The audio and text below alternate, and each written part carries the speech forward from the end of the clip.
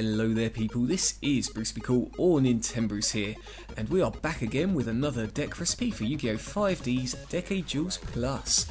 And I've had quite a few requests for an Armed Dragon deck, but being my usual self, I don't want it just to be just plain, I want to mix it in with something. So we have the Armed Simorgh deck, and as the name implies, it's Armed Dragons and Dark Simorgh.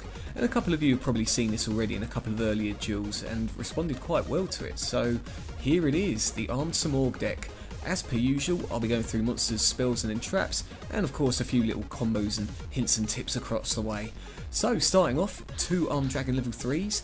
There is no room for 3 of them, and for this particular deck, you definitely don't want to be running 3. In fact, if you draw into this, it's a little bit of a dead draw.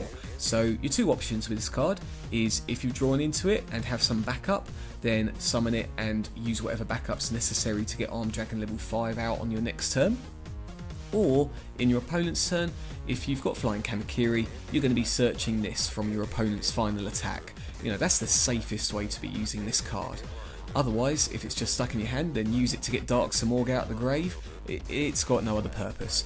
So, moving on, Armed Dragon level 5.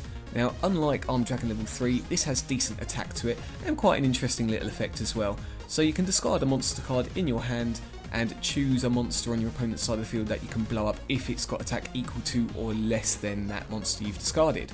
You won't be using that effect too often, but it can help you out in a pinch. And other than that, 2400, its base attack is really decent.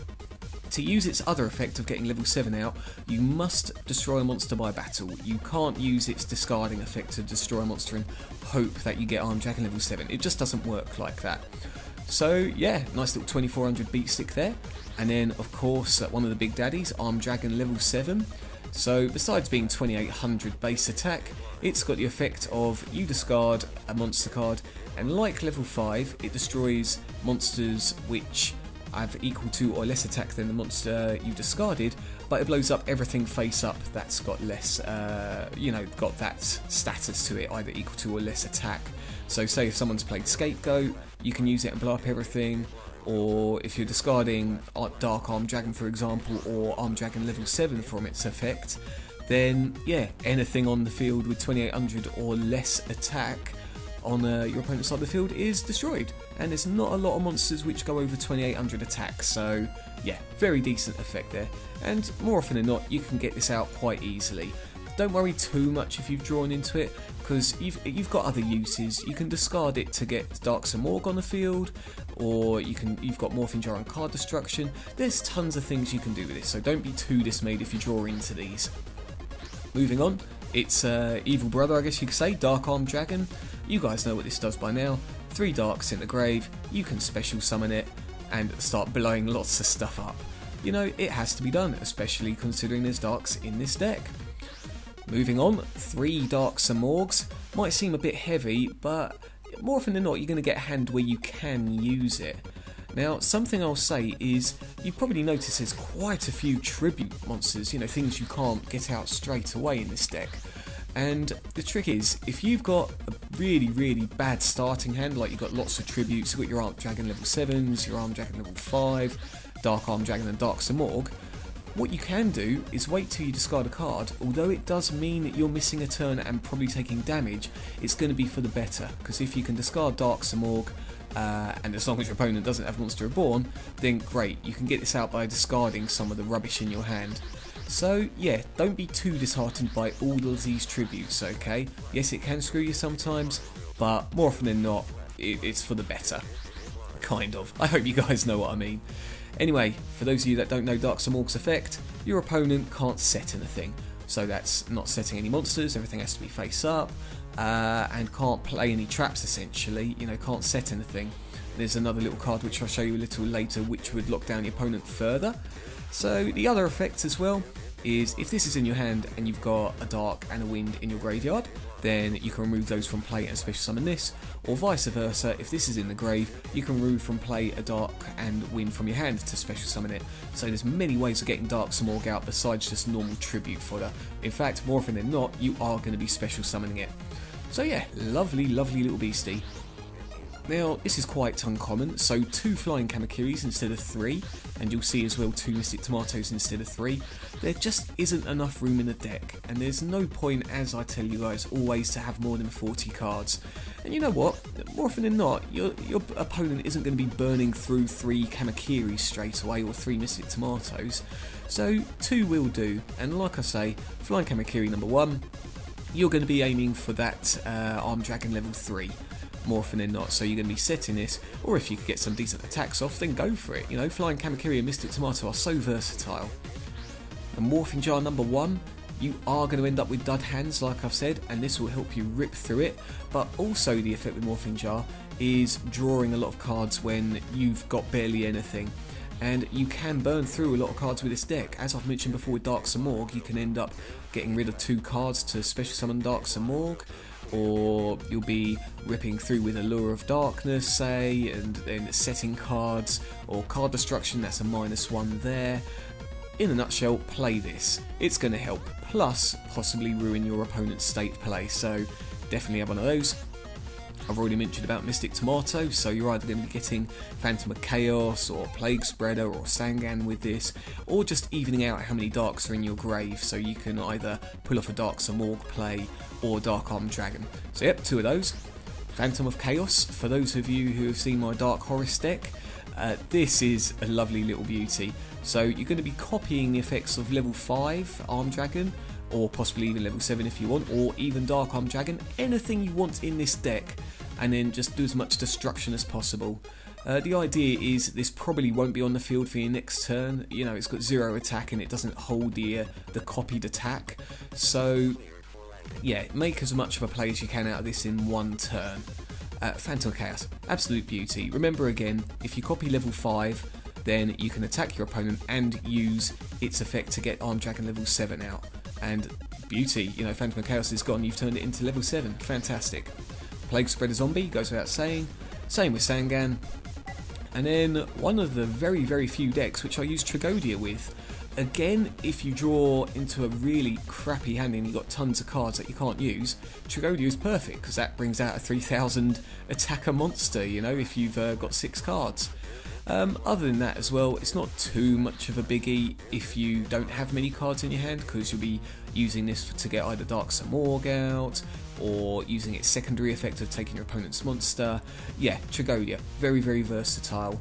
And unlike Gauze, this is the only reason I don't play Gauze in this deck instead of Tragodia, is because there's a few continuous cards in this deck, and Tragodia can be played any way possible really with battle damage.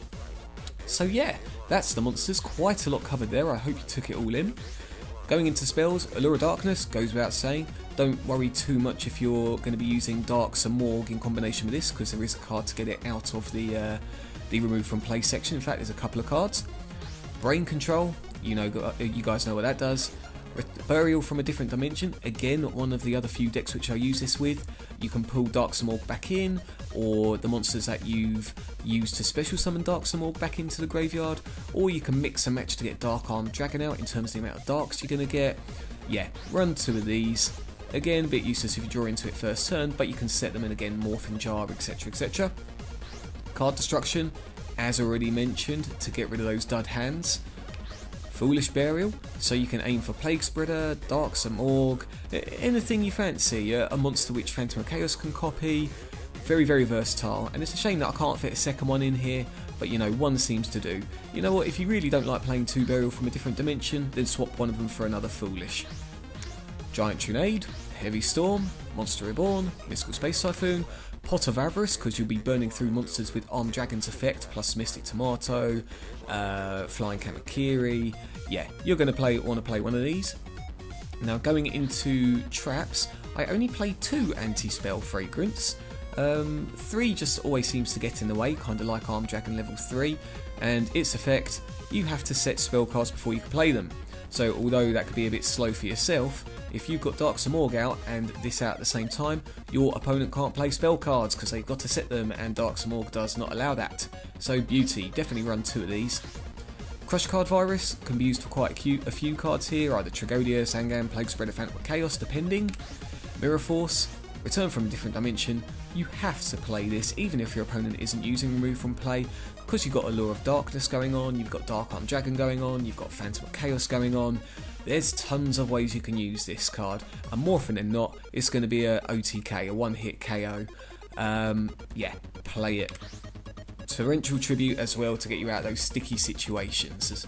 So yeah, that's the 40 card Armed Simorgh deck.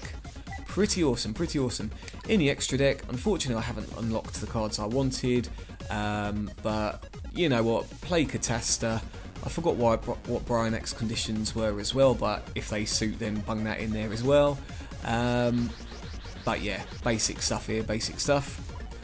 Side deck, we got 3 Blackwing Gale the Whirlwinds, so this is to counter your opponent running extremely high attack monsters, because one of the few downfalls of the Dark Simorgh deck is that 2800 is its highest attack, and there's no way you can boost that attack either.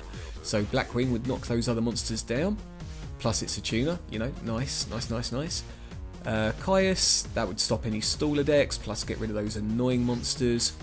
1 Lady Ninja Yay, there's quite a lot of removal or things to stop in the deck anyway, i.e. Heavy Storm, Giant Trinade, etc. And you get Dark Simorgh out fairly quickly, so unlike most Dark Simorgh based decks, I don't see a need to run 2 or 3 of these. Plus this isn't a side deck. Snipe Hunter, its discard effect can actually help you, plus it gets rid of Stardust Dragon, and in fact any other card for that matter. Dimensional Prison, Icarus Attack, bear in mind that can be used for Blackwing Gale the Whirlwind and Dark Simorgh. And then 3 Royal Decrees if your opponent is more trap based than spell based, so you'll be taking out the anti-spell fragrance, placing in these, and just be wary with your own traps there. And then 1 Solemn Judgment. Haven't had a need for it yet. It is a really decent card, but again, there's just no room in the Dark Simorgh deck, and it seems to get on pretty well without it anyway. So guys, that is it. That is the it's the Armed Simorgh deck, not the Dark Armed Simorgh deck. So, as always, pop your comments in the section below. Let me know your thoughts or your trials of this, and if you've got any suggestions, then of course suggest it to the public. But this is practically complete as it is. Is it top tier? Definitely not. A lot of top tier decks could find a way around this, but hey, it's all about the fun. And again, this is the first time I've seen Armed Dragons mixed with Dark Simorgh, so yeah, pro. What can I say? So again, pop your comments in the section below, let me know your thoughts, and until next time guys, you take care, and I will see you again soon.